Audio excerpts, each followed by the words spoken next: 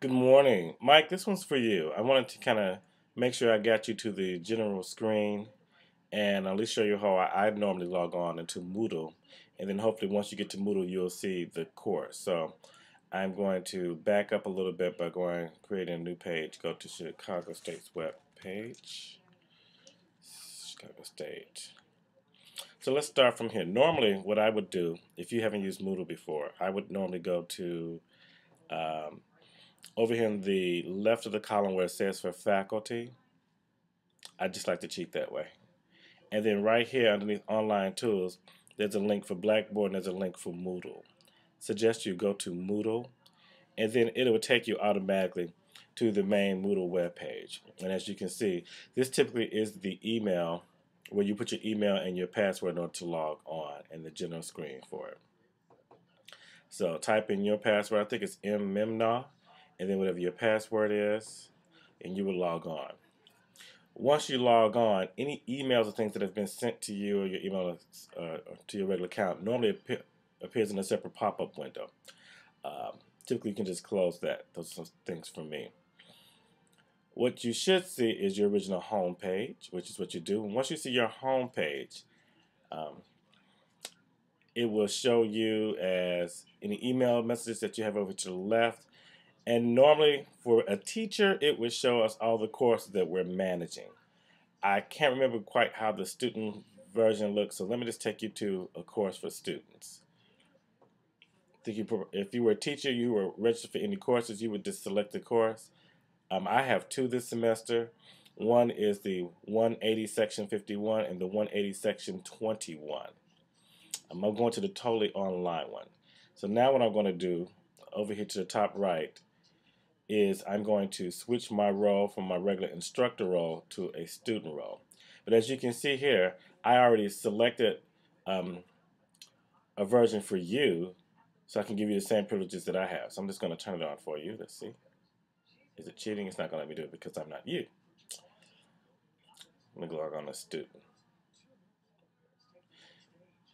What it does, these different views right here just simply allow me to see the computer screen in different routes.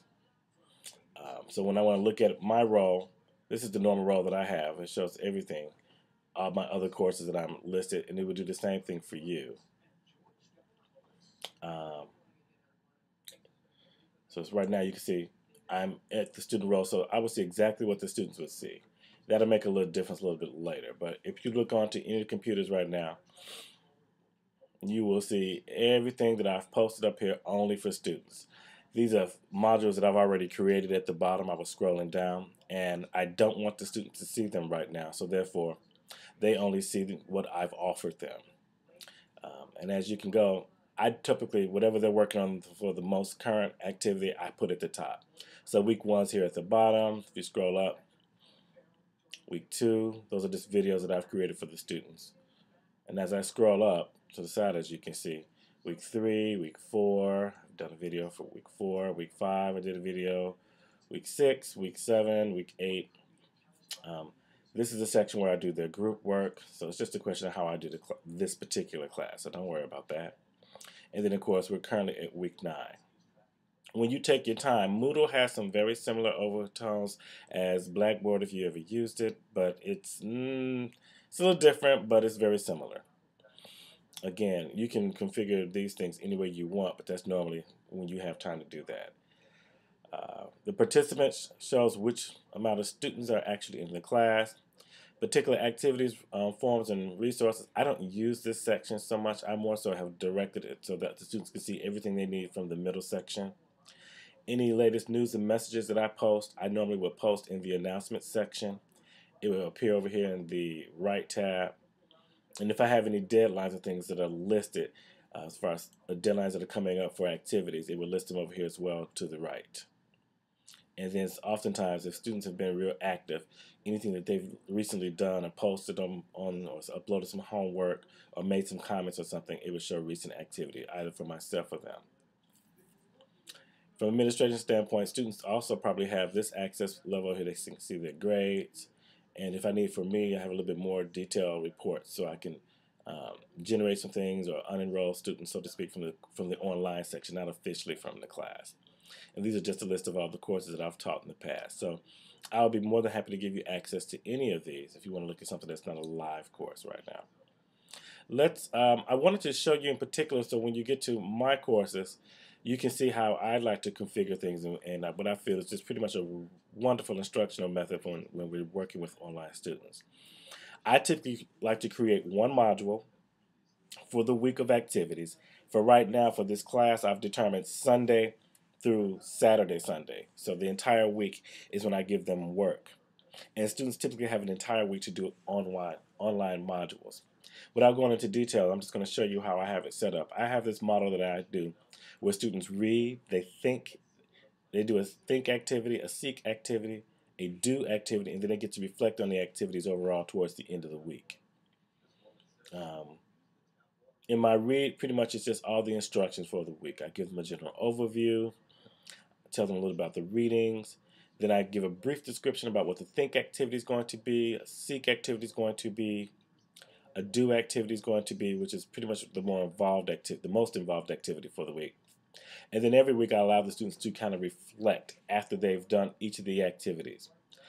When you get into my activities, you'll see most of them are interactive and they have to kind of work with each other in peer-to-peer and respond to each other. So I give them deadlines throughout the week, as I'll show my particular learning objectives for each module. I provide them readings with hyperlinks when I can. If not, I'll allow them just to go ahead and do it themselves. These are the outline readings. And then I clearly dictate to them the deadlines, brief description, deadlines, and the point values for each of them. This is an odd week because I've extended, now that we're after spring break, I've been working really hard for the past 8 or 9 weeks. So I'm now extending it a little bit now that we're into physically week 10 after spring break. But typically they have two activities, a think and a seek, due on the Wednesday of the middle of the week, worth whatever amount of points they're due. Then they have a do activity that's due on the Saturday of the week, worth typically the most points normally for the section. And this is just how I do this class. And then by Saturday or Sunday, they have to do a reflection activity. Again, this is an odd week because of I extended this activity to be over a course of a week and a half or 10 days because it's a little bit more involved. They got to go do some grocery shopping. I give them some approximate time how much it should take them for the entire week to do activities. And the thing I love about my online activities, students can come to a class, so you're trying to simulate being in class and homework time. So this particular activity is involved. So normally it would be somewhere between 3 or 5 hours a week, maybe 4 to 6 hours a week. This particular week is going to take them maybe 6 or 8 hours a week. But I've given them a week and a half. And this is one of the few times as they get towards, in this particular class, I give them a little bit more time to do some activities. I always like to give them suggestions on how to read. Oh, wow. Sorry, I was looking to this. I always give them some time to read a little bit on some of the suggested tips, et cetera, et cetera, et cetera. So that's pretty much what a read looks like. I'll go back for you. If you go into the think, which is really what I want you to look at, the think, the seek, the do, and reflect. This is really how you have to start thinking and where we can start doing some research on how to convert online class activities and how to convert them to, how to do regular face-to-face activities to actual online activities. You set it up the same way. You give them lots of clear instructions, very specific about what they need to accomplish, why it's important. And then most of online activities, when you think about courses, it has to be self-directed. So when it's self-directed and there's not a lot of interaction or opportunity for them to kind of do a face-to-face talk, then you want to give them as much clear instructions as possible. What do they need to accomplish? So therefore, they teach us to think in steps, to think in, this is what you want to do step by step by step. This is how you do it step by step by step. And you give them as clear instructions as possible. So I want you to take a look at all of my modules just to kind of get an idea, because I've had a chance to refine these over the past year. So I give a little bit more detail, again, overview, tell them what they're looking for, I tell them what the objectives are, and then I give them very specific instructions on what I want them to do. In this particular case, we're studying organic versus non-organic foods for this particular week, just to kind of get them to have their own sense of what are organics. Because they can read it, but I want them to really think about it by doing it themselves. I've gone through, in this particular case, to get some nice detailed instructions. and I try to put my own voice in it. So when you want to be able to put for them to learn your teaching style, it's in your writing a lot. So it does take some time, which is why I wanted to start working on it this spring. If we were, was going to work on the Physical Science 1000 course. It takes a couple of weeks, a couple of months to really refine them in order to come up with a good 8 or a 16-week course or 10-week course in the summer. I don't like the short 5 course we can list the content is real short. I also put my rubrics. I create rubrics for each and every lesson, though they begin to blend, so you can kind of repeat some of the rubrics, but I also like to put this on there for the students to see. It's a personal preference. It's not necessary, but this way students know the amount of work that they have to do and know what I'm looking for as far as what's in a particular, what means that they need to do regular work, they're going to get a regular grade, or exceptional work. You should probably do this for yourself. You don't have to include it each time, but it's just pretty much an instruction method that I like to use. But as you can see, I give them pretty much what I'm expecting from how much it should be, and then I just develop my voice over time. Again, we're in week 9 as opposed to week 1, so week 1 I'm a little bit more nurturing. By week 9, they pretty much get it. By week 4 or 5, they're pretty much on the roll as it is. But if you go down, if you ever want to take a peek at what some of the students' interpretation of the work, they know they have to do some posting. I see some students have already started right now. This isn't due until next Wednesday, next week. But I already got some of my superstars already going ahead. I haven't looked at, let's see what Cecilia has. So she pretty much wrote her one paragraph. And then the way that it works is I read it, I see if it meets the rubrics, the metrics, the general things, and then I grade it. And I can grade it a couple of ways. Primarily, this is where the grading is. I said this assignment was worth 15 points. But this isn't about you figuring out how to do grading and things. That's another advanced lesson. And I don't want to grade it right now. I typically do my grading on the weekend. I also created a hyperlink just for this particular section, just so they can see what kind of grades and things, what kind of some samples I've had from the past as far as sample reports. I also gave them some sample reports from previous classes. So I wanted you to more so just see how I use a combination of hyperlinks. You give them so much to allow them to be self-directed. And the most important part is you keep them on a time schedule. I didn't necessarily put the deadlines and things in here. I just really was very specific, you know. They need to go back and see when these things are due. Look at the week 9 read section. They want to know how it's going to be evaluated. They look at the rubric section at the bottom of the page. I'll go back a little bit. I'll do the same thing with a seek. A seek assignment allows them just to seek more information on the topic. I always try to force that issue to make sure that they're doing more than just the assigned reading, that they start taking what they've read and they seek additional information. And don't forget, Mike, I'm taking a couple of months or a year or so of training, and I'm just kind of putting it into a simple lesson on this is how you do instructional methods online. For my seek assignments, they're kind of simple. All they have to do is go off and find an online article or another link on the subject matter and post it so that they can share with their classmates. Again, I give them very specific instructions and then tell them how to use. These are instructions that are specifically geared towards MOODLE. You can also sometimes convert these things. So I had to reconvert it from when I was on Blackboard initially, then I converted it to MOODLE.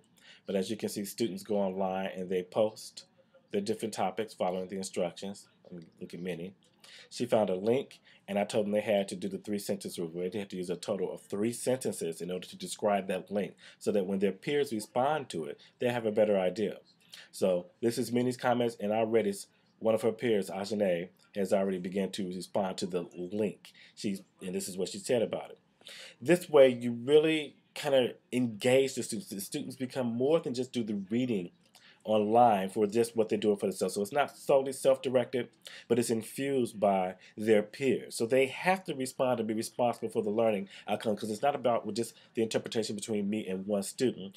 A lot of the learning takes place, which is self-directed, but it's between them. And that's the cool part about doing online. You have to find more ways to engage the students. So all the activities are typically designed so that they can be engaging with each other. as you can see, it says at the end, then proceed to review other postings from your peers and post your comments. And typically, I don't tell you have to do everyone's, but I normally give them a level because this is a little bit of an involved week. Normally, I would say they would have to post 3 or 4. I've been reducing it a little bit so we kind of bring them back out slowly out of the spring break. This is a minimum of 2. So that's my first initial starter. Look at the do, look at the reflect. Let's see if we got reflections. Shouldn't be posted just yet. They're not. Oh, got one because it opened up early. And a reflection. Typically, they'll look at reflect. They'll make some comments. What I learned this week, I learned that just because something costs more does not necessarily mean, et cetera, et cetera, et cetera. So they get a reflection. I get a chance to respond to the reflections if I wanted to, and I can also do a grade for them. But this is just pretty much a version of what to do for involved online discussion for a particular module. I got the book. Yay! So I got a copy of the environmental science book. I'm going to probably take a look at it. Who's that gave this to me? Oh, David gave it to me. And I'll start taking a look at it sometime in the upcoming weeks, and maybe we can collaborate. I hope this helps as a little bit to get an introduction. But the key thing is make sure you know how to go back to home, know how to log on in and go to the right section. I'll talk to you a little later. I'm getting ready to run up to work. Bye.